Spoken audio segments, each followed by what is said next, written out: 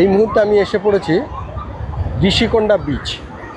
আমি আজ 3 দিন ধরে এই ভাইজ্যাকের টোটাল 13টা বিচ অর্থাৎ 65 কিলোমিটার আমি গাড়ি করে ঘুরে বেড়াচ্ছি এবং প্রত্যেকটা বিচ আমি দেখছি, সেই বিচগুলি ঘুরে ঘুরে দেখছি এবং সেখানে বিভিন্ন রকমভাবে ছবি তুলছি।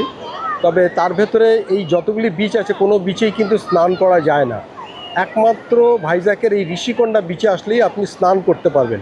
আদার বিচগুলি খুবই সুন্দর, নীল জল, প্রচণ্ড বড় বড় ঢেউ, কিন্তু আপনি জলে নামতে পারবেন না, কারণ একটু দূরে গেলেই অগভীর জল। এই চর যেটা আমরা দীঘা পুরীতে পাই সেটা কিন্তু কোনো বিচেই নেই, সেটা একমাত্র ভাইজ্যাকে এই ঋষিকোন্ডা বিচেই আপনি এইটা দেখতে পাবেন। আমি সেটাই আপনাদের কাছে তুলে ধরলাম।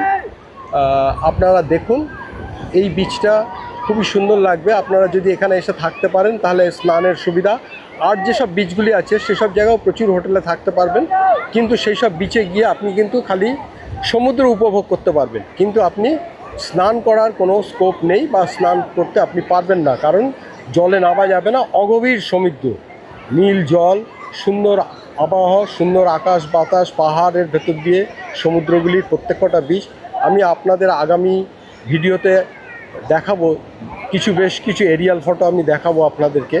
তাই এই বিচে আমি এরিয়াল ফটো দেখাতে পারলাম না, কারণ এখানে পারমিশন নেই এরিয়াল ফটো করার। সেই জন্য আমি ঋষিকোন্ডা বিচে আমি আপনাদেরকে জাস্ট ল্যান্ডস্কেপ বা পোর্ট্রেট মোডে আমি আপনাদেরকে বিচটা দেখাচ্ছি।